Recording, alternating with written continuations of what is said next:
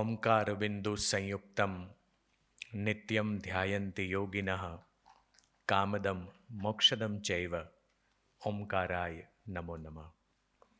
Gujarat વિશ્વકોશ trust આયોજિત diaspora Gujarati સાહિત્ય સંશોધન કેન્દ્રના ઉપક્રમે આજે આપણે એક સરસ વ્યાખ્યાન માટે એકત્રિત થયા છીએ. આજના આપણા વક્તા છે શ્રી નટવર ગાંધી અને વિષય છે પ્રમુખ ટ્રમ્પ પછીનું અમેરિકા અને ભારતીયોનું ભવિષ્ય. તો આવા એક સુંદર ઉપક્રમમાં આપ સૌનું સ્વાગત કરું છું. વિશ્વકોશની અમારી પ્રણાલી પ્રમાણે સૌપ્રથમ અહીંથી વિશ્વકોશ ગાન પ્રસ્તુત થશે. બેન શ્રી અલ્પાબેન શાહ વિશ્વકોશ ગાન પ્રસ્તુત કરશે. આપણે એમાં જોડાઈએ. અહીં જ્ઞાન સૂર્ય સંચરે આપણું ચિત્ત પ્રકાશિત કરે. અહીં જ્ઞાન યજ્ઞ સહુ કરે ચિત્તનું વિશ્વ વિકાસિત કરે. શબ્દ પ્રકાશે અર્થ ઉજાશે. શબ્દ પ્રકાશે અર્થ ઉજાશે. તર્ક મર્મના સહજ વિકાસે. જ્ઞાનામૃત નિર્ઝરે અર્ઘ્ય સૌ સત્યદેવને ધરે. ધન્ય ગુર્જરીની શુભ દ્રષ્ટિ વિશ્વકોશની એવી સૃષ્ટિ. તમસ તાપ સંહરે અંતરે સુખ સમજણનું ઠરે. રેવા જળશી શક્તિદાયિની સત્ય સમુદા મુક્તિદાયિની. વિશ્વ વિહારજ કરે શીલ સત્વ સંભરે. ગુર્જરી વિશ્વરૂપને વરે. ગુર્જરી વિશ્વરૂપને વરે. ગુર્જરી વિશ્વરૂપને વરે. હવે શ્રી નટવર ગાંધીના લખેલા સોનેટમાંથી, જે આજથી 20 વર્ષ પહેલાં 70 વર્ષની વયે એમણે લખ્યું હતું, મૃત્યુના વિષય પર ખૂબ અભ્યાસ ચિંતન પછી જે માખણ કહેવાય, જે નવનીત નીકળ્યું એવા સોનેટ, એમાંથી એક સોનેટનો એક નાનો અંશ પ્રસ્તુત કરું છું. એનું શીર્ષક છે સ્વીકાર. એટલે હમણાં સરે આપ્યું ત્યારે મને થયું કે ભૈરવીમાં આપણે વિચારીએ, ટ્રાય કરીએ, કારણ કે આ રાગ અંત પણ છે અને શરૂઆત પણ છે. હવે ન ગભરાવું મોત ખખડાવતું બારણું. હવે ન ગભરાવું મોત ખખડાવતું બારણું. હવે ન પરવા કશી ફિકર ના કરું કાંઈ હું. હવે ન ફરિયાદ દાદ નવવાદ વિવાદવા. હવે ન અફસોસ અંત સમયન અંતાક્ષરી. મળ્યું જીવન જે ફળ્યું ન ફળ્યું ત્યાં જ તેમાં જ હું. રહસ્ય લહુ દુન્યવી સકલ અર્થ અસ્તિત્વનો. હવે કરવું હોય તે હરી કરે હરી હાથ હું. ભલે મરણ આવતું બસ અનંત નિંદ્રાસરું. થઈ સફર આજ પૂરી યમરાજ પૃથ્વી પેટે ચલાવ રથ દિવ્ય, દક્ષિણ પથે હું તૈયાર છું. હવે ન ઘબરાઉં, મોત ખખડાવતું બારણું. હવે ન ઘબરાઉં, મોત ખખડાવતું બારણું.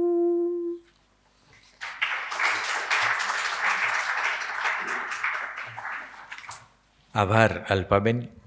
અલ્પાબેને જે વિશ્વકોશનું ગાન કર્યું એ વિશ્વકોશ ગાનના રચયિતા મૂર્ધન્ય કવિ શ્રી ચંદ્રકાંત શેઠ અને કમ્પોઝિશન અમર ભટ્ટનું, અને સાથે સાથે નટવરભાઈની પણ રચના એમણે આપણને ગાઈને સંભળાવી. ડાયસ્પોરા ગુજરાતી સાહિત્ય કેન્દ્ર એ વિશ્વકોશમાં શરૂ થયું ગયા વર્ષે, અને એના હેઠળ આજનું આ વ્યાખ્યાન યોજાયું છે.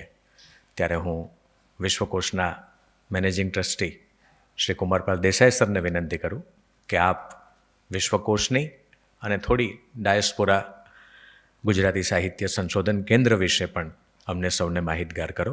શ્રી કુમારપાલ દેસાઈ સર. આદરણીય શ્રી નટવરભાઈ, પન્નાબેન, બિંદેશભાઈ, રૂપલબેન, અર્પણ, અન્ય સૌ સ્વજનો, જેમને નામ બોલ્યા એ બધા વિદેશના જ મિત્રો છે, એટલે ડાયસ્પોરામાં ત્યાંથી શરૂઆત કરવી એ સારું. સૌથી પહેલી વાત તો એ છે કે આજે પન્નાબેન આવું સ્વાસ્થ્ય હોવા છતાં આવ્યા, અને હજી અમારે એક તો રાહ છે જ કે ક્યારેક અમે એમની એક સરસ મજાની મુલાકાત અહીંયા રેકોર્ડ કરીએ તો અમને આનંદ થશે. ડાયસ્પોરા સેન્ટરની શરૂઆત બહુ જુદી રીતે થઈ. કિશોરભાઈ દેસાઈ જે 30-32 વર્ષથી અમેરિકાથી ગુર્જરી ડાયજેસ્ટ ચલાવતા, એમને એમ થયું કે હવે મારે કોઈક સંસ્થાને આપવું છે, એટલે એમણે પછી એક સંસ્થા સંશોધનનો કાર્યક્રમ શરૂ કર્યો. ઘણી સંસ્થાઓ વિશે વિચાર કર્યો, પછી છેવટે અહીંયા આપણને કહ્યું કે તમે આ શરૂ કરો. એ સામયિક શરૂ કર્યા પછી એક વિચાર એવો થયો કે આટલા બધા ડાયસ્પોરાના પુસ્તકો અમારી પાસે છે, તો એક જુદી લાઇબ્રેરી કરીએ. તો કિશોરભાઈએ કહ્યું કે લાઇબ્રેરીની એક ડાયસ્પોરા કેન્દ્ર કરીએ. અને અત્યારે એ ડાયસ્પોરા કેન્દ્રની લગભગ તૈયારી થઈ ચૂકી છે. એક જુદું મકાન, અને એની અંદર આ બધા પુસ્તકો રહે. જે લોકો વિદેશથી આવે એ ત્યાં આવીને બેસે, અને એમને તો વાંચવું હોય તો બરાબર છે, પણ અહીંના લોકો જે વિદેશમાં સરસ કામ થયું છે ગુજરાતી ભાષામાં, એ ઇંગ્લેન્ડ હોય, અમેરિકા હોય કે અન્ય દેશો હોય, તો એ લોકોને પણ એ બધું વાંચવા મળે, અને એમાંથી સમય જતાં ધીરે ધીરે ડિઝર્ટેશન કરાવીએ, એના વિશે રિસર્ચ કરાવીએ, અને એ કામ આગળ ધપે એ ખ્યાલથી આ ડાયસ્પોરા સેન્ટર શરૂ કર્યું ત્યારે કિશોરભાઈ અહીંયા હતા, એટલે એમને જ ઉપસ્થિતિમાં શરૂ થઈ શક્યું. અને એ પછી મધુરાય આવ્યા, પ્રીતિ સેનગુપ્તા, આમ જુદી જુદી વ્યક્તિઓ વિદેશથી આવે ને એને આપણે વિશ્વકોશમાં આવે ને આપ સૌને મળે એવો એક આશય રાખ્યો. વિશ્વકોશની એક બીજી વાત એ છે કે ધીરુભાઈએ અમને કહેલું કે તમને અમે એક મશાલ આપીએ છીએ, અને જ્ઞાનની મશાલ સતત ચાલતી રહેવી જોઈએ. એટલે અમે આખો વિશ્વકોશ અને લેક્સિકન પછી લીધું. રતિભાઈ ચંદરિયા એ જે 30 વર્ષ સુધી આ કામ કર્યું, એની પાછળ હું માનું છું કે 5 કરોડ રૂપિયા એમને ખર્ચ્યા હશે, પણ ગુજરાતી ભાષાનો પ્રેમ, અને એ પણ અત્યારે વિશ્વકોશ એને સંભાળે છે, અને એનો પણ વિકાસ સતત જુદી જુદી રીતે ટેકનોલોજીની દૃષ્ટિએ કરી રહ્યા છીએ. આ ઉપરાંત વિશ્વકોશનો એક ખ્યાલ એવો હતો કે વિદ્વાનો અહીંયા આવે, સંપાદકો અહીંયા આવે એ તો બરાબર છે, પણ સમાજના બીજા વર્ગના લોકો અહીંયા આવવા જોઈએ. અને એને માટે અમે જુદી જુદી કાર્યશિબિરનું આયોજન કર્યું. હસ્તપ્રત વિદ્યાની કાર્યશિબિર 6 મહિના સુધી ચાલે, અને આપણી જે જૂની હસ્તપ્રતો છે એ જુએ, એમાંથી પોતે સંશોધન કરે અને આગળ જાય. રોબોટિક્સનું પણ કામ કર્યું. એ પછી થોડા સમય પહેલાં આર્ટિફિશિયલ ઇન્ટેલિજન્સ ઉપરનો પણ એક કાર્ય શિબિર યોજ્યો. અંધ લોકો કઈ રીતે યોગ કરી શકે, એટલે કે 3 પ્રજ્ઞાચક્ષુ વ્યક્તિએ એક કોચ જોઈએ, તો એનું પણ એક આયોજન આખું અહીંયા અમે કર્યું. આમ જુદી જુદી રીતે આ કાર્યક્રમો ચાલતા રહ્યા. એમાં ભરતનાટ્યમ પણ આવે, બ્રાહ્મી લિપિ પણ આવે. વૈભવ આરેકર બહુ મોટા નૃત્યકાર છે, એ અહીંયા આવ્યા. બ્રાહ્મી લિપિનો વર્ગ હમણાં જ પૂરો થયો.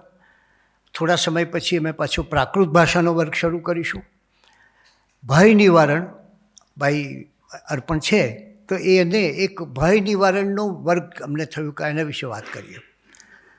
અને 40 વર્ષથી નીચેની વયના લોકોની એક વર્કશોપ રાખ્યો. દરેકે પોતપોતાને લાગતા ભયની વાત કરી, જે કંઈ થયું તે.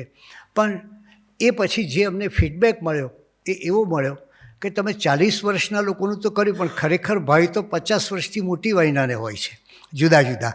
એટલે હવે પછી આગામી જે અમારો કાર્યક્રમ છે એમાં 50 વર્ષથી ઉપરની વ્યક્તિઓ એના ભય નિવારણનું કઈ રીતે થઈ શકે એ કામ અમે કર્યું. આ સિવાય લગભગ 10 વ્યાખ્યાનમાળાઓ આ સંસ્થા દ્વારા ચાલે છે, જુદા જુદા વિષયોને અનુલક્ષીને. પારિતોષિકો ધીરુભાઈની સ્મૃતિમાં અમે આપીએ છીએ. પદ્મભૂષણ ડૉક્ટર ધીરુભાઈ ઠાકર સારસ્વત એવોર્ડ, એમાં પણ ગુજરાતના બધા જ જે પ્રસિદ્ધ લોકો જેમણે કલાના ક્ષેત્રે કામ કર્યું છે, એ પછી મુરાલીની સારાભાઈ હોય કે નારાયણભાઈ દેસાઈ હોય, ભરત દવે હોય, આ બધાને અહીંયા પોંખવામાં આવ્યા છે. સરિતા જોશી હોય. હવે આગામી જે અમારા કાર્યક્રમો છે એમાં એક પ્રયત્ન અમે શરૂ કર્યો છે. અને એ પ્રયત્ન એવો છે કે વિદેશમાં જે બાળકો રહે છે એમને ગુજરાતી ભાષા કઈ રીતે શીખવી શકાય, એની અત્યારે મથામણ અમે કરી રહ્યા છીએ. 1-2 એપિસોડ પણ તૈયાર કર્યા છે કે વિદેશમાં રહેતી વ્યક્તિના બાળકો જે હોય એને ગુજરાતી ભાષા થોડું જાણે. કારણ કે અહીંથી જે દાદા જાય છે એમની દશા ઘણીવાર બહુ વિચિત્ર થતી હોય છે કોમ્યુનિકેશનની દૃષ્ટિએ. એ કામ પણ ચાલી રહ્યું છે. જુદા જુદા કોષ આપ જાણો છો, હમણાં નારી કોષના 2 ભાગ તૈયાર થયા છે. આ પહેલીવાર ગુજરાતમાં નારી કોષ તૈયાર થઈ રહ્યો છે. એવી જ રીતે ગ્રંથાલય વિજ્ઞાનનો કોષ પણ તૈયાર થાય છે. અને એ રીતે ગુજરાતી ભાષાની ક્ષિતિજો, એના વિષયોનો વ્યાપ, આ બધું વધતું રહે અને એક નવી જાગૃતિ આવે, એ અમારો એની પાછળનો એક મુખ્ય આશય છે. જુદા જુદા કેન્દ્ર છે. ધીરુબેન પટેલ છેલ્લા 8 વર્ષ અહીંયા આવતા અને એમ કહેતા કે મુંબઈથી આવી અહીંયા અમદાવાદમાં રહેવા માટે ત્યારે બહુ મને ચિંતા હતી કે મને અમદાવાદમાં ગમશે કે નહીં.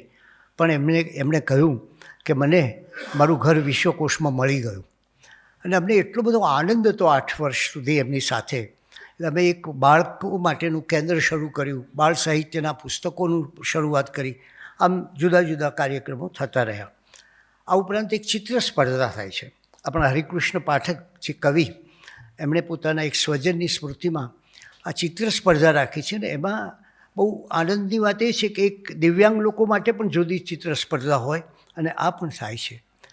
વિદુષી દક્ષાબેન પટણી, એમની સ્મૃતિમાં પણ અમે ગાંધીજી વિષયક કાર્યક્રમો કરીએ છીએ, નિબંધ સ્પર્ધાઓનું આયોજન કરીએ છીએ. આ ઉપરાંત મેં આપને કહ્યું તેમ પત્રકારત્વનું એક જે વ્યાખ્યાન યોજીએ છીએ. અને એક એવો એવોર્ડ આપીએ છીએ કે જે વ્યક્તિએ પોતે ટેકનોલોજી દ્વારા ગામડામાં પરિવર્તન લાવ્યા હોય. એક એવો બીજો એવોર્ડ આપીએ છીએ કે જેણે માનવ ઉત્થાનનું કામ કર્યું હોય. એક ત્રીજો એવો એવોર્ડ આપીએ છીએ કે જેણે ચિત્રકલાના ક્ષેત્રે સૌથી ઉત્કૃષ્ટ કામ કર્યું હોય. અને એ એવોર્ડ આની પહેલાં અર્પિતા સિંઘને આપ્યો અને હવે પછી જોગેન ચૌધરી, બહુ મોટા આર્ટિસ્ટ છે આપણા ત્યાંના, એ જોગેન ચૌધરીને આપીશું. એટલે આવી રીતે જુદા જુદા એવોર્ડ દ્વારા જુદી જુદી પ્રતિભાઓનું સન્માન કરવું. નર્મદ સાહિત્ય પ્રતિભા એવોર્ડ પણ આપીએ છીએ નર્મદના જન્મદિવસે. આગમ પ્રભાકર મુનિ પુણ્ય વિજયજી ચંદ્રક આપીએ છીએ, જેને સંશોધનનું કામ કર્યું હોય એને આપીએ છીએ.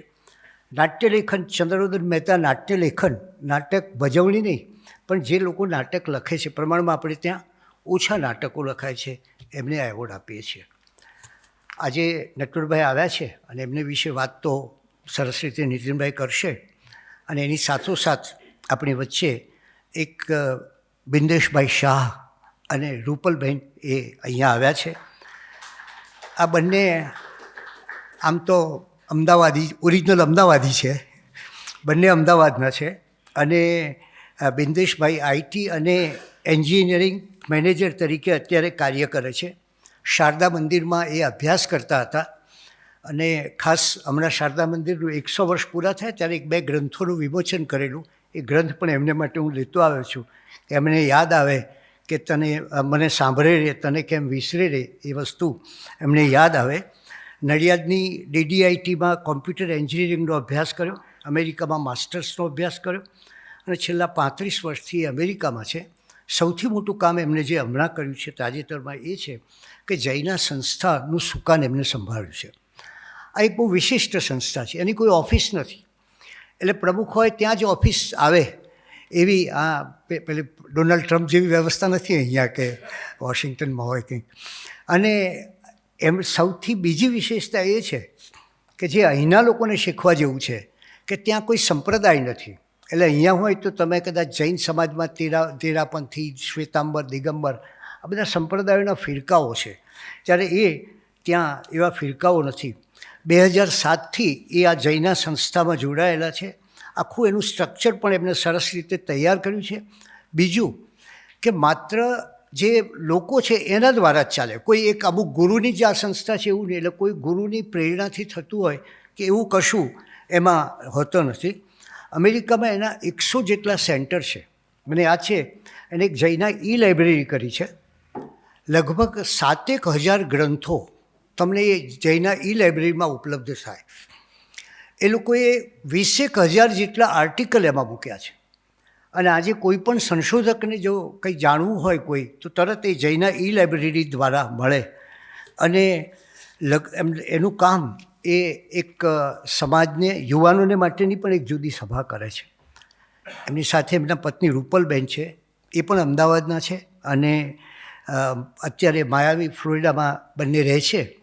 અને જૈન સેન્ટરની પાઠશાળામાં રૂપલબેન મહત્ત્વનું કામ કરે છે. એમનો વ્યવસાય એ ફિઝિયોથેરાપિસ્ટનો છે. આમાં બંને આવ્યા છે ત્યારે આપણને એક સવિશેષ આનંદ છે. એમને વિશેનો એક આખો ઇન્ટરવ્યૂ તો થોડા વખતમાં અમે લઈ લીધો છે, પ્રસારિત પણ કરીશું. પણ આજે એમનું એક અભિવાદન આ બંનેનું કરીએ એ ભાવના સાથે શ્રી બિંદેશભાઈ અને રૂપલબેનને વિનંતી કરું છું કે આપ અહીંયા આવો અને આપનું અભિવાદન કરીએ. નીતિનભાઈ, પ્રકાશભાઈ, પ્રીતિબેન, બધા ટ્રસ્ટીઓ પણ 1-2 મિનિટ આવે.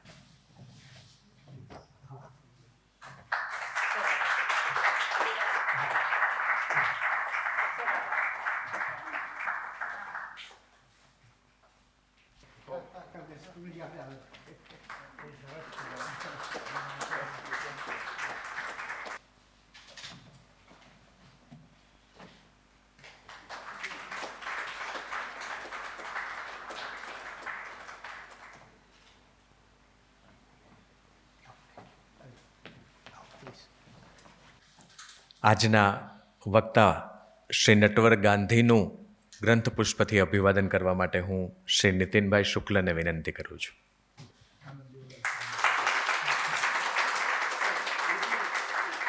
આપણી વચ્ચે પન્નાબેન નાયક પણ છે.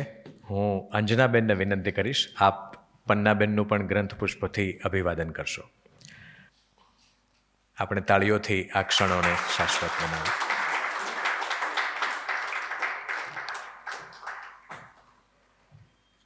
અને હવે હું શ્રી નીતિન શુક્લને વિનંતી કરીશ, તેઓ આપણને નટવર ગાંધીનો થોડો પરિચય આપે.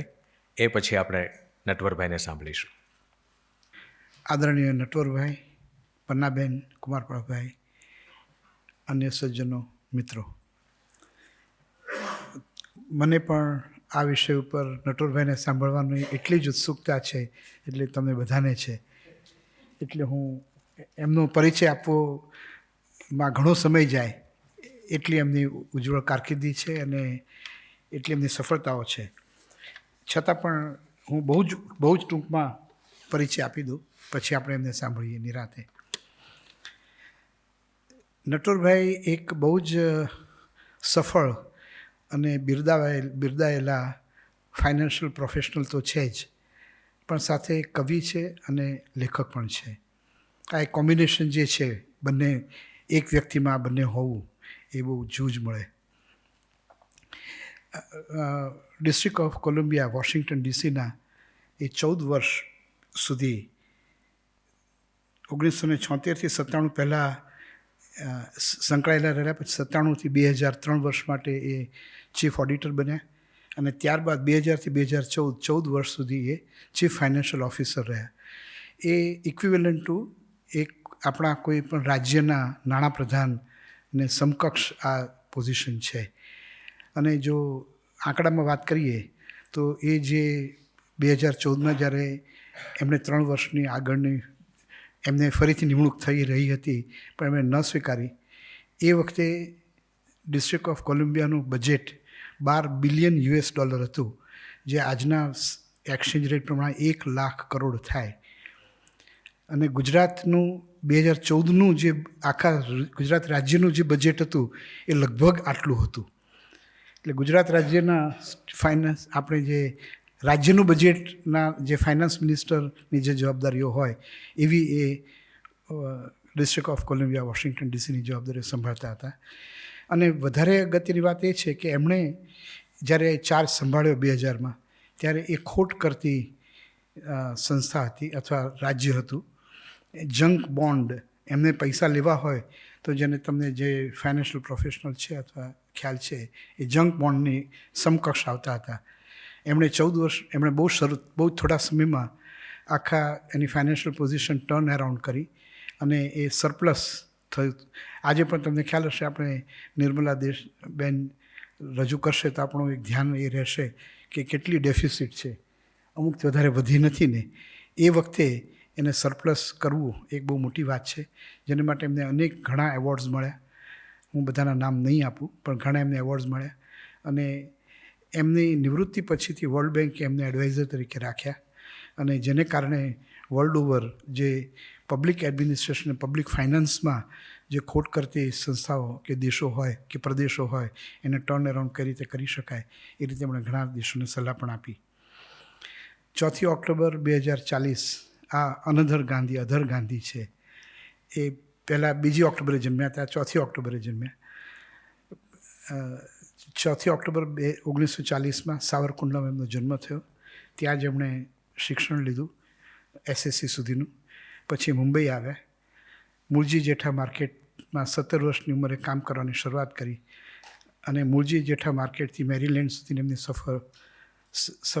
સફર એક પ્રેરણા આપે એવી છે.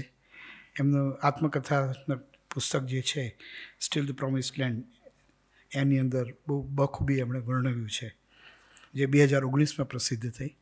એમના 3 કાવ્ય સંગ્રહો પણ છે. અમેરિકા 2004માં, ઇન્ડિયા 2006માં અને પેન્સિલ્વેનિયા એવેન્યુ 2011માં. એમને એ USA ગયા, ત્યાં એમણે માસ્ટર્સ કર્યું અને ત્યારબાદ PhD કર્યું. માસ્ટર્સ એમણે કર્યું લુસિયાના યુનિવર્સિટીમાંથી અને લુસિયાનામાંથી તમે PhD કર્યું, બરાબર, PhD ત્યાંથી કર્યું એમણે. અને આ રીતે એટલાન્ટા યુનિવર્સિટીમાંથી એમણે માસ્ટર્સ કર્યું. અને એ પણ જે રીતે 17 વર્ષની ઉંમરે મુંબઈમાં જે BCom અને LLB થયા અને પોતાની જાતને સપોર્ટ કરતા, કુટુંબને માટે પણ મદદ કરતા રહીને એ જ USAમાં પણ મેં ચાલુ રાખ્યું. હી is a self made in true sense. એમને આર્ટ અને કલ્ચરમાં પણ રસ છે, એજ્યુકેશન ફિલ્ડમાં પણ રસ છે. અત્યારે શેક્સપિયર થિયેટર કંપની અને એરેના સ્ટેજના અને યુનિવર્સિટીના બોર્ડ ઉપર પણ છે. એક બોરીસ અગર સાહેબ અહીંયા છે, એટલે he is a remarkable philanthrope also. એમણે સાવરકુંડલામાં હોસ્પિટલ માટે બહુ મોટી સખાવત પણ કરી છે. એમને 1996માં વિશ્વ ગુર્જરી એવોર્ડ મળ્યો હતો, આંતરરાષ્ટ્રીય સ્તરે ગુજરાતની પ્રતિષ્ઠામાં વધારો કરવા બદલ. ઘણી વધારે વાત થઈ શકે એમ છે, પણ હું અહીંયા જ અટકું, કેમ કે આપણે હવે નટવરભાઈને સાંભળવા ઉત્સુક છીએ. Thank you.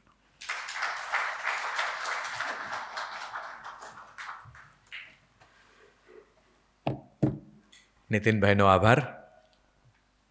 નટવર ગાંધીને વિનંતી કરીશ એમના વક્તવ્ય માટે શેખાદમ આબુવાલાના એક મુક્તકથી. આદમને કોઈ પૂછે પેરિસમાં શું કરે છે, લાંબી સડક ઉપર એ લાંબા કદમ ભરે છે, એ કેવી રીતે ભૂલે પોતાની પ્યારી માને, પેરિસમાં છે છતાંય ભારતનો દમ ભરે છે. શ્રી નટવર ગાંધી.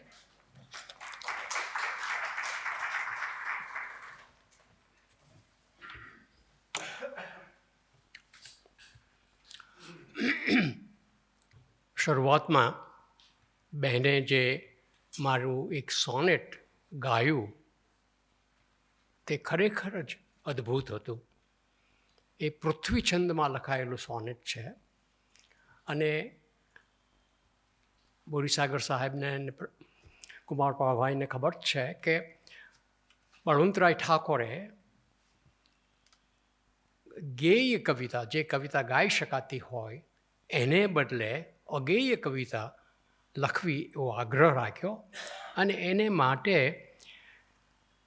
જે છંદ ન ગાઈ શકાય એવા છંદની પસંદગી કરી અને એ પૃથ્વી છંદ છે.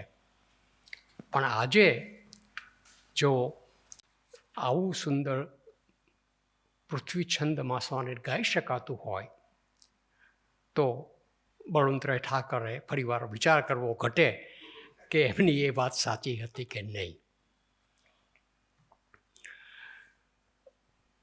અને મેં એ વાતનો વિચાર કરતાં કહ્યું કે જો પ્રોફેસર ઠાકોરને એમ હોય કે પૃથ્વીછંદ અઘરો છે, સોનેટ અઘરું છે લખવું, તો મેં કીધું એમાં જ લખવું. તો મારી પ્રથમ કાવ્યકૃતિ સંગ્રહ અમેરિકા એમાં 50 સોનેટ છે અને બધા જ પૃથ્વીમાં છે. એટલે આ એક મારા પર્સનલી આનંદની વાત હતી. બીજી વાત એ છે કે મેં ગયા વખતે અહીંથી કીધેલું કે વિશ્વકોશ એ મારા માટે અને કોઈ પણ ગુજરાતી શિક્ષિત વ્યક્તિ માટે એક તીર્થસ્થાન છે. અહીંયા તમને જ્ઞાનની ઉપાસના શું હોય એનો આપણને ખ્યાલ આવે છે. ધીરુભાઈ ઠાકરનું એક આ વિઝન, આર્ષદર્શન હતું. ખરી દૃષ્ટિએ એ આર્ષદ્રષ્ટા હતા. અને કુમારપાળભાઈએ કહ્યું કે એમણે મશાલ આપી, એ સાવ સાચી વાત છે. નમસ્તુતે વાસ વિશાલ બુદ્ધે પુલ્લારવિંદા યતપત્ર નેત્ર યેનત્વયા ભારત તૈલપૂર્ણ પ્રજ્વાલિતો જ્ઞાનમય પ્રદીપ. આ જ્ઞાનમય પ્રદીપ એ એમનું મહાન પ્રદાન છે ગુજરાતને અને ભારતને. એટલે એમને સૌથી પહેલાં આ અંજલિ આપવી ઘટે. અને જ્યારે હું અમદાવાદ આવું છું ત્યારે ઘણા મિત્રો અહીંયા એમાંના કેટલાક તો હાજર પણ છે, એમને મળવાની ઈચ્છા થાય અને મળી પણ શકાય. એમાં કુમારપાળભાઈ, રતિભાઈ, નીતિનભાઈ, શૈલેષભાઈ, અમર ભટ્ટ અને વિરાજ ભટ્ટ, આ બધા મારી દૃષ્ટિએ અમદાવાદના, ગુજરાતના સાંસ્કૃતિક પ્રતિનિધિઓ, સાંસ્કૃતિક નેતાઓ છે. અને એમને કારણે જ અમદાવાદ ઉજ્જવળ થાય છે. અને ગુજરાતી ભાષાનું જે માવજત થાય છે એ અહીંયા થાય છે. અને આ જે છેલ્લો પ્રયાસ એમનો કે એક ડાયસ્પોરા કેન્દ્ર શરૂ કરવું, એ તો ખરેખર જ આદર્શ કામ થઈ રહ્યું છે. અને ગુજરાતી ભાષા દુનિયાભરમાં કેમ જાળવવી, એનું જતન કેમ કરવું, એનું ઉત્તમ પ્રતિનિધિત્વ પન્ના નાયકે કરેલું છે. 1970થી એમણે ત્યાં ગુજરાતી કવિતાઓ લખવાની શરૂ કરી.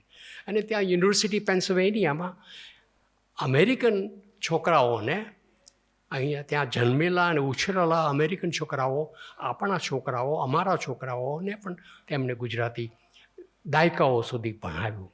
એક બહુ મોટી સેવા કરી છે.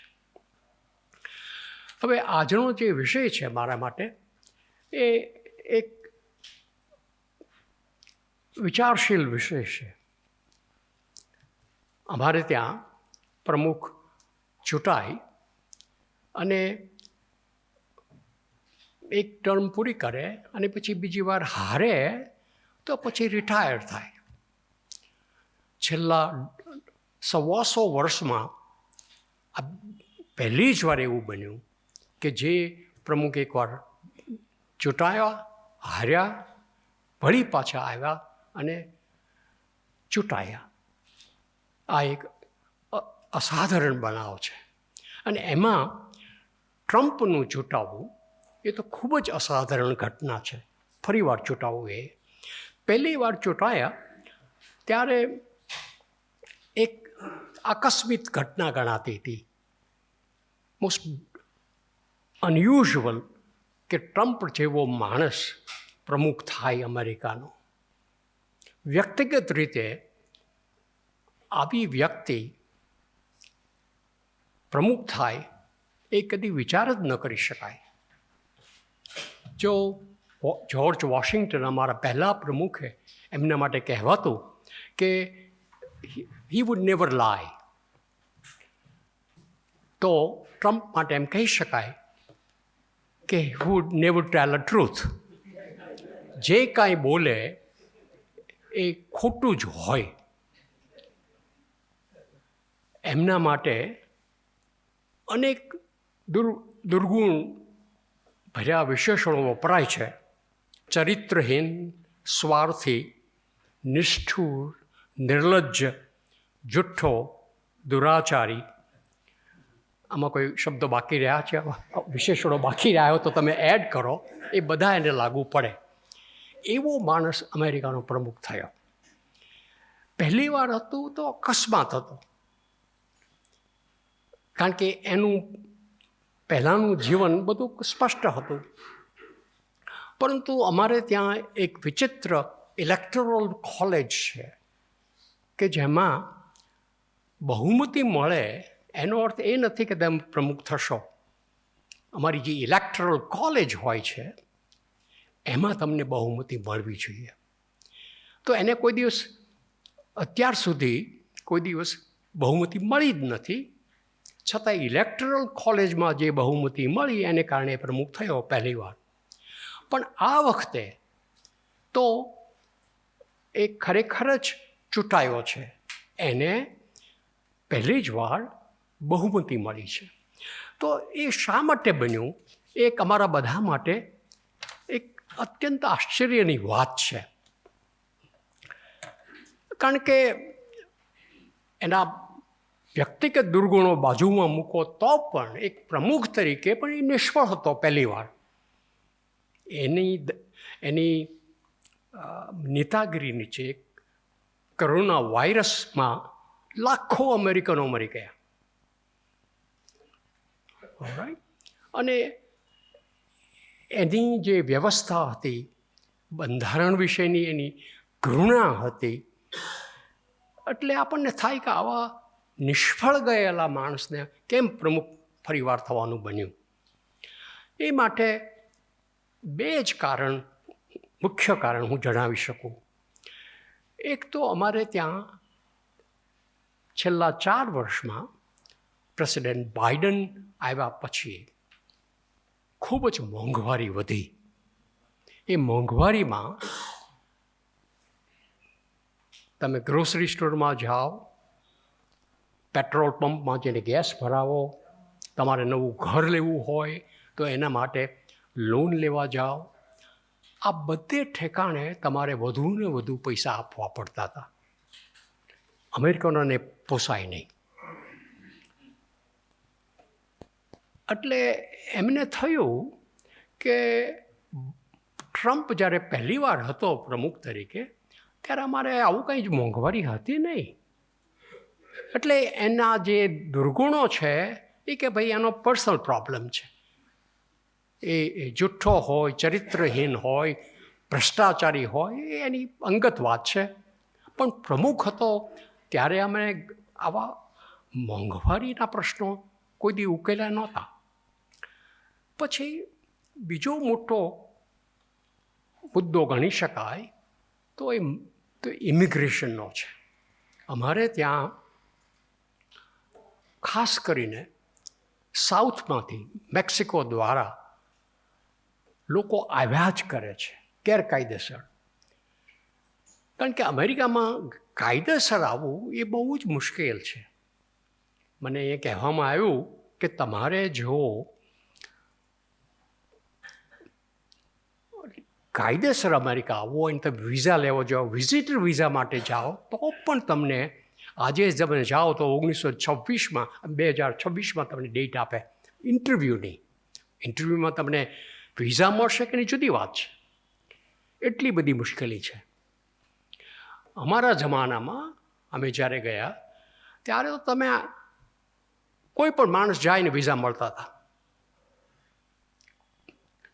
હવે લોકો જે આર્થિક મુશ્કેલીઓ સહન કરે છે, ખાસ કરીને દક્ષિણ અમેરિકાની અંદર, એ બધા કંઈ રાહ જોવાના નથી. છોકરાઓ ઘરે ભૂખે મરે છે. અને મોટા ભાગના એ લેટિન અમેરિકન રાજ્યો છે એ સરમુખત્યારીના રાજ્યો છે. તો એ બધા ભાગીને નીકળેલા છે અને માઇલોના માઇલો સુધી, હન્ડ્રેડ્સ ઓફ માઇલ્સ, અને દિવસોના દિવસો સુધી ચાલે, લિટરલી ચાલે. તમે જોઈ શકો ટેલિવિઝન ઉપર કે આખો કાફલો ચાલતો હોય. એ આવે અમેરિકાના બારણે ખખડાવે. અને અમારો વિચિત્ર નિયમ એ છે કે કોઈ પણ માણસ આવીને એમ કહે કે આઈ વોન્ટ અસાઇલમ, ધેટ્સ ઇટ, એ તરત જ એને એડમિશન મળે. અને એ અસાઇલમને લાયક છે કે નહીં એ જુદી વાત છે, એની વાત પછી કરશું. પણ અત્યારે તો એ રહી જ જાય અને પછી તો અમેરિકામાં ક્યાંય વયો જાય. આ રીતે અમારે ત્યાં અત્યારે ઓછામાં ઓછા 11 મિલિયન ઇલીગલ એલિયન્સ છે, અનડોક્યુમેન્ટેડ એલિયન્સ છે. તે રેગ્યુલર ઇમિગ્રન્ટ્સ જે લોકો વિઝા લઈને આવતા હોય એવાને આવવા દે છે દર વર્ષે 1 મિલિયન. એમાં પણ વધારો કરવાની વાત છે. પરંતુ પ્રશ્ન એ છે કે જે લોકો આવે છે એ કંઈ ગોરા લોકો આવતા નથી. ડેનમાર્ક, નોર્વે, સ્વીડન ત્યાંથી નથી આવતા. આ બધા આવે છે સાઉથમાંથી આવે છે. અને એ બધા અશ્વેત છે, ગોરા નથી. તો અમેરિકામાં વસતા લોકોને એમ થયું કે આ અમારો દેશ આ કાળા લોકોએ, ઘઉંવર્ણના લોકોએ લઈ લીધેલો છે, એ ન ચાલે. અને ટ્રમ્પની વાત મુખ્ય આ જ હતી કે હું બોર્ડર બંધ કરીશ, I will close the border. અને જે 11 મિલિયન ઇલીગલ એલિયન્સ અહીંયા છે એ બધાનું હું ડિપોર્ટ કરીશ. એ બધું કરી શકે કે નહીં એ જુદી વાત છે, પરંતુ એવું એની કેમ્પેઇનનું પહેલું પગલું છે. અને જાન્યુઆરીની 20મીએ એક્ઝિક્યુટિવ ઓર્ડર આપવાનો છે અને કહેશે કે આટલા મારે કામ કરવાનું છે, ગેટ ઓન વિથ ઇટ. અને એક્ઝિક્યુટિવ ઓર્ડર પ્રેસિડેન્ટ કરી શકે. તો શું શું કરશે? આ જે બે વસ્તુઓ મેં આગળ કીધી એમ, મોંઘવારી હું ઘટાડીશ અને ઇમિગ્રેશન બંધ કરીશ. એનાથી થઈ શકશે ખરું? ન થાય. પહેલું કે આ જે અમારી જે ઇકોનોમી છે એ પ્રમુખથી કાંઈ હલે ચાલે નહીં. પ્રમુખ બહુ જ ઓછું કરી શકે એ બાબતમાં. જે આખા આર્થિક પ્રવાહો છે દેશના ઉત્પાદનના, ડિસ્ટ્રીબ્યુશનના, એ બધા જ નક્કી કરે. એનાથી જ નક્કી થાય કે ઇકોનોમી કેમ ચાલે છે, ઇન્ફ્લેશન કેમ ચાલે છે. એટલે જેવો ચોંટાણો એટલે એમ શરૂ કર્યું પાછું કે ભાઈ એ તો ન પણ થાય. એવી જ વાત ઇમિગ્રેશનની છે. પહેલાં તો એ જાણવાની જરૂર છે કે અમેરિકાની અંદર ઇમિગ્રન્ટ વગર એ દેશ ચાલી જ ન શકે. અમારી dairy industry, agriculture industry, construction industry, slaughter houses, ઘરકામની સાફ સુથરી કરનારા લોકો, આ બધા જ કામ ઇમિગ્રન્ટ્સ કરે છે. અમેરિકનોને અઘરું કામ કરવું નથી. કેલિફોર્નિયાના ખેતરોમાં વાંકા વળીને કામ કરવું પડે એ એને પસંદ નથી. એટલે પ્રશ્ન એ છે કે અમેરિકનો ઇમિગ્રન્ટ વગર ચલાવી શકશે અને ન જ ચલાવી શકે. અને તરત જ ચૂંટાયા પછી તરત જ એના જે અગત્યના સાથીઓ છે, એના બધા સહાયકો છે, એ બધા શરૂ કરી દીધું કે ભાઈ વાર લાગશે, હજી વાર છે, એમ ન થાય. કારણ કે જેમ લો સ્કિલ, જે કામ માત્ર હાર્ડવર્કનું છે, માત્ર મેન્યુઅલ લેબરનું છે, જેમાં ભણતરની બહુ કાંઈ જરૂર નથી, એમાં જો ઇમિગ્રન્ટ્સની જરૂર હોય તો અધર એન્ડ બહુ જ સ્કિલવાળા કામો, ટેકનોલોજી, મેડિસિન, એ બધા કામોમાં પણ ઇમિગ્રન્ટ્સની ખાસ જરૂર છે. વિચાર કરો કે અત્યારે અમેરિકાના મોટામાં મોટા ઉદ્યોગો, એની મોટા મોટી કંપનીઓ, જેમાં ટેકનોલોજી વગર ચાલે નહીં, એ બધી જ ઇમિગ્રન્ટ્સ ઉપર ચાલે છે. એટલું જ નહીં, પણ આપણા ભારતીયો એ 25 શ્રેષ્ઠ કંપનીઓના અધિકારીઓ છે, ચીફ એક્ઝિક્યુટિવ ઓફિસર છે. Google, Microsoft, Adobe, Mastercard, IBM, run by Indians. વિચાર કરો, chief executive officer are Indians. તો એમાં એ બતાડે છે કે એના તો તમારી આવડત શું છે, તમારી સ્કિલ શું છે, તમારું કૌશલ્ય શું છે, એ જ નક્કી કરે છે કે તમને નોકરી મળે કે નહીં. અને ત્યાં એ લોકો એવું જોતા નથી કે આ ગોરો છે અને ગોરો નથી. એ તો એમ પૂછે કે તને આવડે છે, આવ બેસ કામ કર. નહીં તો આવી મહાન કંપનીઓ, IBM જેવી કંપનીઓ run by a chief executive Indian. અને ઇન્ડિયન પણ મારી જેવો કે જે જન્મેલો અહીંયા અને પછી ત્યાં ગયો. અમારા છોકરાઓ, આવતી પેઢીઓ તો જુદી વાત છે, એ તો બહુ જ ઊંચી કક્ષાએ કામ કરશે. તો આ રીતે દેશ ઇમિગ્રન્ટ્સની સ્કિલ્સ ઉપર અને અનસ્કિલ્ડ ઇમિગ્રન્ટ્સની લેબર ઉપર ચાલે છે. એટલે અશક્ય છે કે એ એમ કહી શકે કે ઇમિગ્રન્ટ્સ અમે બહાર ના પાડી દઈશું. હા, ઇલીગલ એલિયનનું કાંઈ થોડું સહી થઈ શકે, પણ જો તમારી પાસે 11 મિલિયન ઇલીગલ એલિયન હોય તો એને તમે ડિપોર્ટ કેવી રીતે કરવાના? એને માટે તમારે આર્મી એમ્પ્લોય કરવી પડે, અને તો પણ ન થાય. અને આ બધા ઇમિગ્રન્ટ્સ અમેરિકન જીવનમાં, અમેરિકન અર્થશાસ્ત્રમાં, વેપાર ધંધામાં એવા તો વણાયેલા છે કે તમે શું કરો, એના દીકરાઓ અને દીકરીઓ તો બધા અમેરિકન છે, અહીંયા જન્મેલા છે. એટલે બહુ જ મોટું સામાજિક અને શૈક્ષણિક, આર્થિક એક રેવોલ્યુશન જેવું થઈ જશે જો 11 મિલિયન લોકોને એ લોકો પ્રયત્ન કરે કે પાછા મોકલીએ. ઘરે ઘરે જવું પડે ને, નોક ઓન ડોર્સ, એ અમેરિકામાં ન ચાલે. પાછા વાણી સ્વાતંત્ર્યના, પર્સનલ ફ્રીડમના બહુ મોટા હિમાયતી છો અમેરિકન.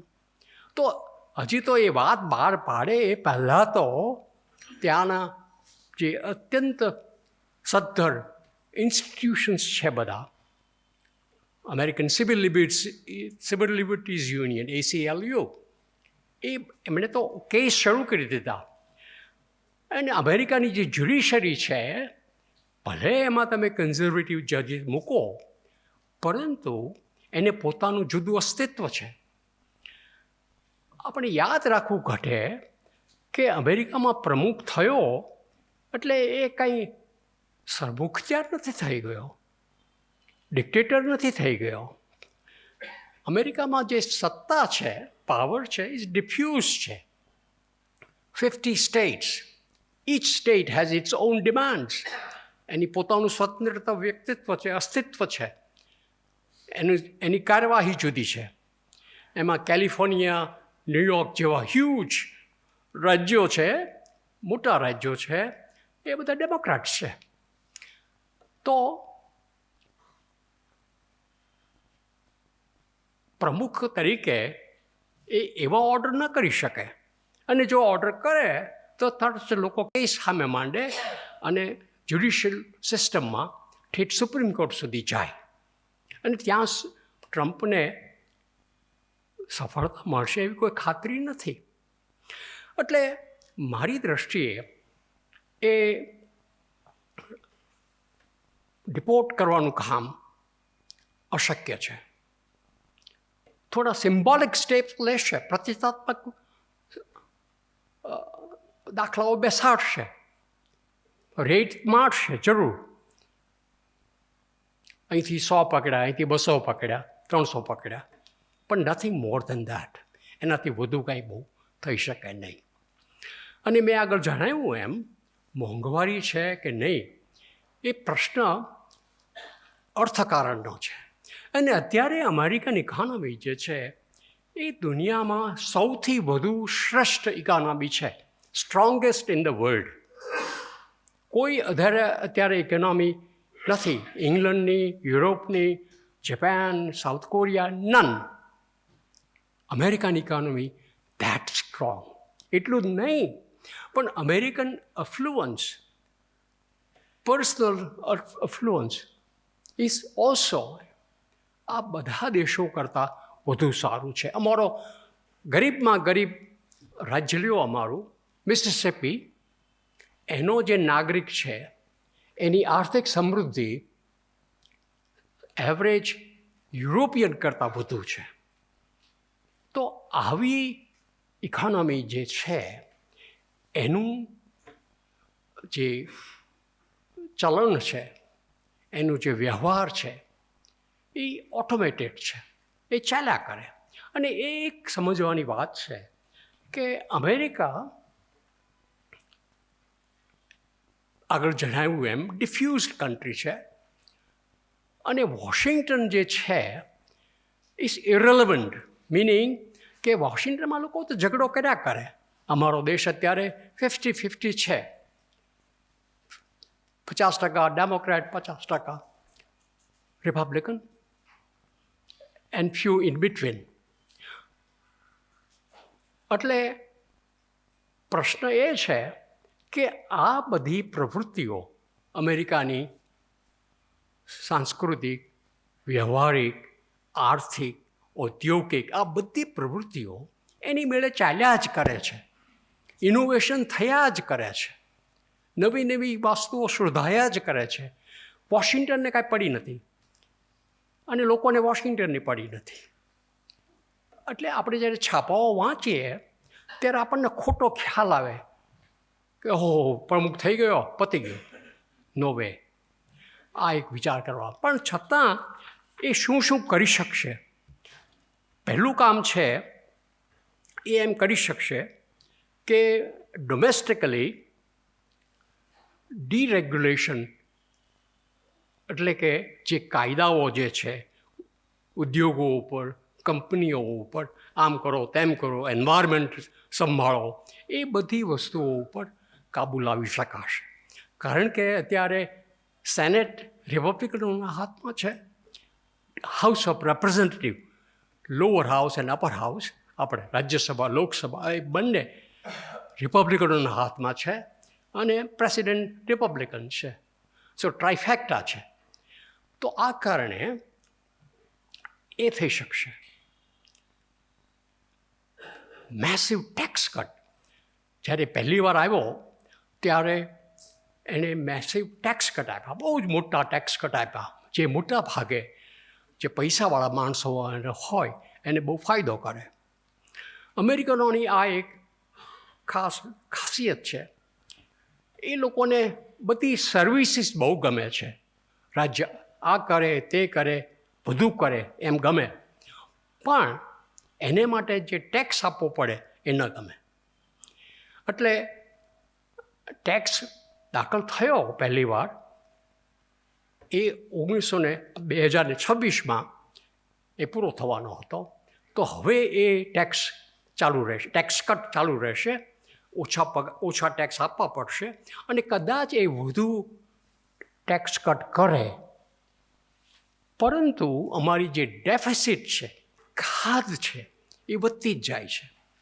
અત્યારે છેલ્લા બજેટમાં $1 trillion એન્યુઅલ ડેફિસિટ, વિચાર કરો, $1 trillion એન્યુઅલ વાર્ષિક ડેફિસિટ થાય છે અને વધવાની છે જો તમે ટેક્સ કટ કર્યા કરો અને સર્વિસીસ બધી એની એ જ રાખો તો એ વધવાનું જ છે. હવે છતાં અમેરિકનો કંઈ વિચાર જ કરતા નથી આ બાબતનો. એનું મુખ્ય કારણ એ છે કે અમેરિકાને જે પૈસાની જરૂર છે, જેનાથી રાજ્ય ચાલી શકે, ડિફેન્સ ડિપાર્ટમેન્ટ વાપરી શકે કે બીજું અનેક કામ કરી શકે, જે પૈસાની જરૂર છે એ ત્યાંના લોકો કંઈ ટેક્સથી આપવાના છે જ નહીં. તો પછી શું કરો? તમે આખા કામમાંથી લઈ આવો, બોરો કરો. અત્યારે અમેરિકા સૌથી કરતાં વધુ દેણું કરે છે. શા માટે? બિકોઝ ત્યાંના લોકોને ટેક્સ ભરવો નથી અને એક્સપેન્સીસ ખર્ચો ઓછો કરવો નથી. તો એ કેવી રીતે બને? કારણ કે દુનિયાના લોકો હજી પૈસા ત્યાં જ મૂકે છે, અમેરિકામાં જ મૂકે છે. એનું કારણ એ છે કે જે લોકો પૈસા મૂકતા હોય એ બે વસ્તુ જોવે કે દેશમાં પોલિટિકલ સ્ટેબિલિટી છે. આજે જ્યારે વિચાર કરો આજુબાજુના દેશોનો, તો એ બધે ઠેકાણે સ્ટેબિલિટી નથી. આજે કોઈ ચાઇનામાં પૈસા નથી મૂકવાનું, કારણ કે શ્રદ્ધા છે, અશ્રદ્ધા છે કે ક્યારે એ ઉઠી જશે. અત્યારે તો બહુ બેઠાથી છે. રશિયામાં કોઈને પૈસા મૂકવાના છે જ નહીં, બધા અમેરિકામાં જ પૈસા મૂકે છે. અને બીજું શું છે કે ધે વોન્ટ અશ્યોરન્સ કે આજે મેં પૈસા મૂક્યા છે એ આવતીકાલ મારે પાછા લેવા હોય તો તમે અમેરિકા મૂક્યા હોય તો કોઈ વાંધો છે જ નહીં, આવતીકાલે તમે લઈ શકો છો. એ બને નહીં. ચાઇનામાં ન બને, રશિયામાં ન બને, ક્યાંય પણ ન બને. એ ખાતરી તમે જો પૈસા ધેરો તો અમેરિકામાં છે. અને ત્રીજું જો ગણો તો જે ફાઇનાન્શિયલ સ્ટેબિલિટી છે એ અમારી ત્યાંની ફેડરલ રિઝર્વ સિસ્ટમ, ત્યાંની અમારી રિઝર્વ બેંક, એના હાથમાં છે. અને એ લોકો રાજકારણથી ઇન્ડિપેન્ડન્ટ છે. પ્રમુખ એને એમ ન કહી શકે તમે વ્યાજના દર ઘટાડો કે વધારો, એ પોતાની મને નક્કી કરી શકે. એના ઇન્ડિપેન્ડન્સમાં, એની સ્વતંત્રતામાં કોઈ ખામી નથી અને રહેશે નહીં. આને કારણે આખી દુનિયામાંથી લોકો અમેરિકન બોન્ડ્સ ખરીદે છે. અને જ્યાં સુધી લોકો અમેરિકામાં પૈસા મૂક્યા કરશે, બોન્ડ ખરીદ્યા કરશે, ત્યાં સુધી અમેરિકનોને પૈસા મળ્યા કરશે. પરંતુ અમારું જે બોરોઈંગ કરીએ છીએ એનું જે પેમેન્ટ્સ કરવાના હોય એન્યુઅલી, એ વધતા જાય છે. એટલે જો તમે વિચાર કરો, અમેરિકાનું બજેટ જુઓ, તો જે ખર્ચ એના માટે ખર્ચો કરવો જ પડે એ અમારી social security system, retirement system, કે જેમાં દર રિટાયરીને સોશિયલ સિક્યુરિટીનો ચેક મળે જ, ગમે એ રાજ કરતો હોય માણસ. અને આ તમારે તમારા બોરોઈંગના પૈસા લીધા છે એનું વ્યાજ ભરવું પડે જ. સો વ્યાજ, સોશિયલ સિક્યુરિટી, પેન્શન બેનિફિટ્સ અને ડિફેન્સ ડિપાર્ટમેન્ટ, એમાં પણ તમે પૈસા ખર્ચો. આ બધું ગણો, આ જે કમ્પલસરી એક્સપેન્ડિચર છે, જે તમારે ફરજિયાત ખર્ચ કરવો જ પડે, એમાં લગભગ 67% of the budget goes there. બાકી જે રહે છે એમાં આખી અમેરિકા ચલાવવાનું, FBI, CIA, whatever you want to call it, એ બધું એમાંથી થાય. આ પ્રશ્ન આકરો થતો રહેવાનો છે, કારણ કે અમે બોરોઈંગ વધારતા રહેવાના છીએ, અને અમે America is an ageing society. અમારે ત્યાં લોકો ધીમે ધીમે વૃદ્ધ થતા જાય છે. હવે અને લોકો જીવે છે લાંબુ, એટલે એ લોકોને સોશિયલ સિક્યુરિટી, મેડિકેર, મેડિકેડ, આ બધા પૈસા મળવા જ જોઈએ સરકાર તરફથી. એ મળતા રહેશે. પણ એને માટે પૈસા આવશે ક્યાંથી? ટેક્સ ભરશે કોણ? અમેરિકનો તો ટેક્સ ભરવાની ગમતું નથી, તો અહીંયા અમને ઇમિગ્રન્ટ્સની બહુ જરૂર છે. એટલે જે નવા ઇમિગ્રન્ટ્સ આવે છે, મોસ્ટ ઓફ ધેમ, મોટા ભાગના Mexicans and Latin Americans, young people, એ લોકો ટેક્સ ભરશે અમારો. અને એ લોકો કંઈ માગતા નથી પૈસા અત્યારે. એટલે આ એજિંગ સોસાયટીના લોકોને જે જરૂરિયાત છે એ પૂરી પાડશે. આ કારણે પણ અમારી ઇમિગ્રન્ટ્સની બહુ જરૂર છે. Japan, most of Europe, England, south Korea, China, આ બધે એજિંગના પ્રોબ્લેમ શરૂ થયા છે. આપણે ત્યાં હજી એ પ્રોબ્લેમ છે નહીં ઇન્ડિયાની અંદર, યંગર પોપ્યુલેશન છે આપણું. પણ આ કારણે જ અમેરિકા એક દૃષ્ટિએ સુખી છે કે ભાઈ અમારા લોકો આવ્યા કરે છે અને એ લોકો અમારો ટેક્સ ભરશે. અમારો ખર્ચ કાંઈ ઓછો થવાનો નથી અને અમે ટેક્સ ભરવાના નથી. એટલે આ બાબતની અંદર પ્રમુખ કાંઈ બહુ ફેરફાર કરી શકે નહીં. પણ એક શું કરી શકે કે ફોરેન પોલિસી છે એમાં એ કાંઈ કરી શકે, અને કોઈ પણ પ્રમુખ હોય છે એને ફોરેન પોલિસીમાં પ્રાઇમસી હોય છે, એટલે એ પહેલું કરી શકે અને એમને વધુ હક છે કરવાનું. તો એમણે કીધું હતું કે હવે પછી એના રાજ્યમાં અમેરિકા ફર્સ્ટ એ મોટી વાત છે. એટલે 1945 પછી જે અમેરિકન સેન્ચુરી થઈ, ટાઈમ લાઈફના સ્થાપક હેનરી લુસ એણે કહેલું 1941માં કે હવે પછી ઇંગ્લેન્ડનું જે સામ્રાજ્ય છે એ ગયું, અમેરિકન સામ્રાજ્ય આવશે, અને ઇટ્સ અમેરિકન સેન્ચુરી. એટલે અમેરિકન ઓર્ડર જે એસ્ટાબ્લિશ થયો, world bank, IMF, major institutions, આ બધા અમેરિકનોએ સ્થાપેલા. અને અમેરિકાએ નક્કી કર્યું કે આંતરરાષ્ટ્રીય વ્યવહાર કેમ કરવો, અને એના માટે એમણે મોટા મોટા સંરક્ષણના કરાર પણ કર્યા, ધારો કે નેટો, સીટો અને અધર અરેન્જમેન્ટ. હવે નેટો છે, યુરોપિયન ડિફેન્સ સિસ્ટમ છે, એમાં અમેરિકા મુખ્ય સ્થાપક.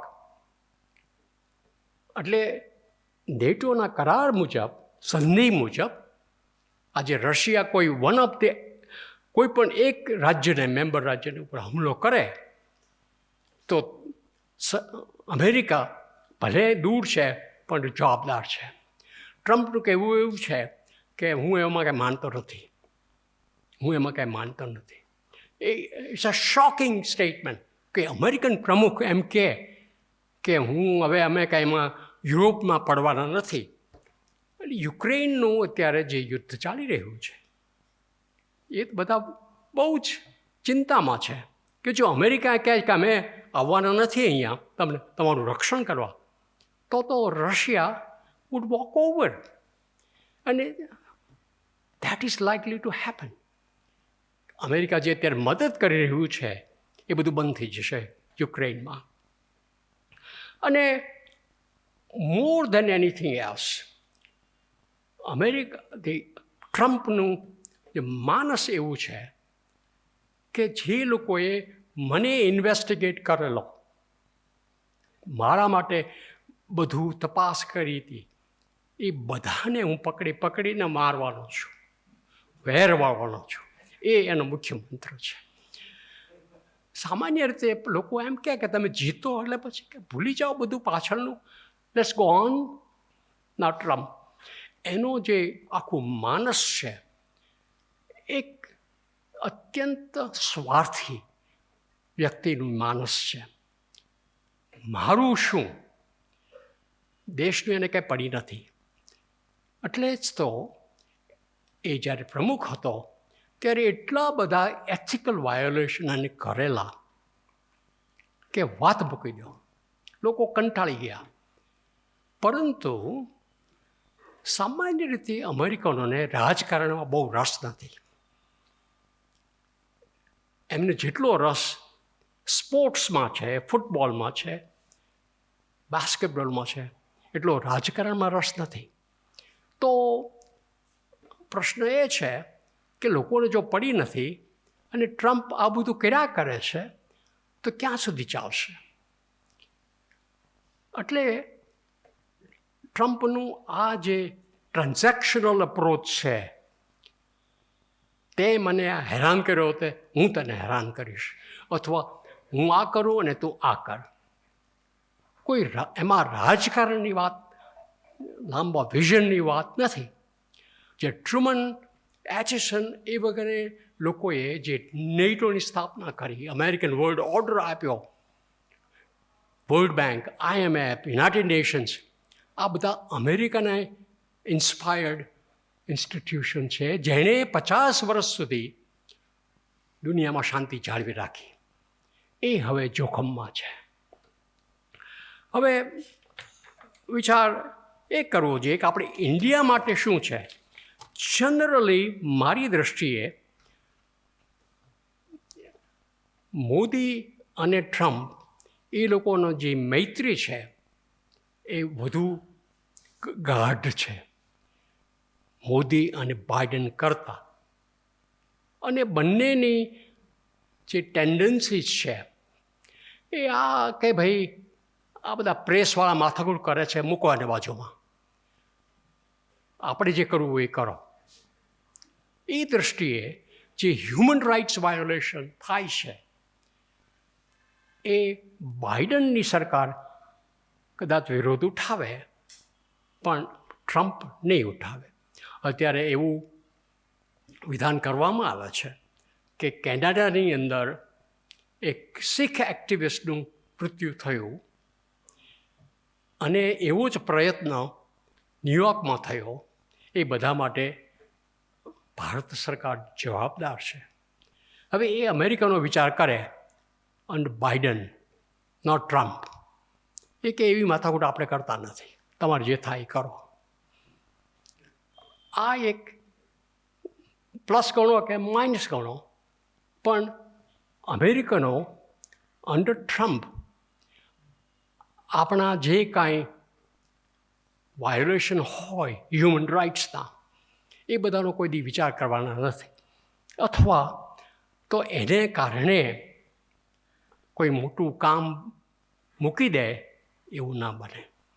મારી દૃષ્ટિએ અમેરિકા અને ઇન્ડિયાના સંબંધો વધુ ગાઢા થશે અને જ્યાં સુધી આ બંને નેતાઓ સાથે છે, એકબીજાને સમજે છે, ત્યાં સુધી એને વાંધો નથી. અને બીજી વાત એ પણ છે કે અમેરિકા માટે અને ઇન્ડિયા માટે ચાઇના એ મોટો પ્રોબ્લેમ છે. અને અમેરિકનો ચાઇનાનો ઉપયોગ જરૂર કરશે કે ભાઈ જુઓ ચાઇના છે, અમારી સાથે વાત કરો, અમારા સંરક્ષણમાં જોડાઓ, તો આપણે બંને સાથે મળીને ચાઇનાને કન્ટેન કરી શકીએ. એ શક્ય છે.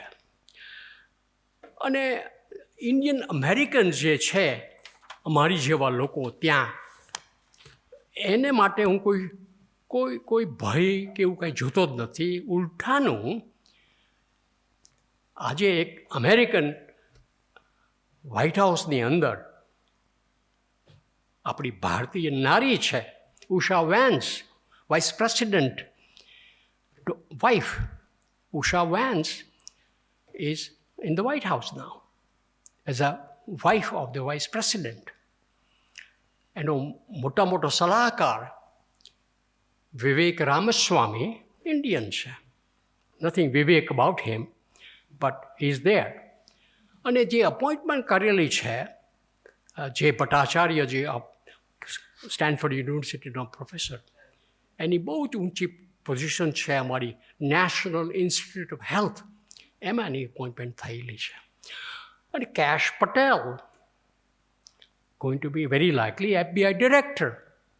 એટલે આ બધાને કારણે, અને એ ઉપરાંત આપણા ભારતીયો, મેં આગળ જણાવ્યું એમ, એવું ઉત્તમ શિક્ષણ, અત્યંત કુશળ વ્યક્તિત્વ અને કૌશલ્ય, સ્કિલ્સ એવી ધરાવે છે. એનું એન્ટરપ્રેન્યોરિયલ જીનિયસ એવું છે કે કોઈ અમેરિકામાં આપણા ભારતીયોને હું કોઈ પણ પ્રકારની વાંધામાં જોતો નથી. ઉલટાનું હું એમ કહી શકું કે જ્યાં બધા ઇમિગ્રન્ટ્સ ગયા છે જુદી જુદી દેશોમાંથી, કોઈ પણ દેશમાંથી આવેલા ઇમિગ્રન્ટ્સ આપણી જેટલી ઇકોનોમિક પ્રોસ્પેરિટી, આર્થિક સમૃદ્ધિ, પ્રગતિ કોઈ કરી શક્યું નથી. અત્યારે આપણી ગણતરી, આપણે 4 મિલિયન ઇન્ડિયન અમેરિકામાં વસે છે.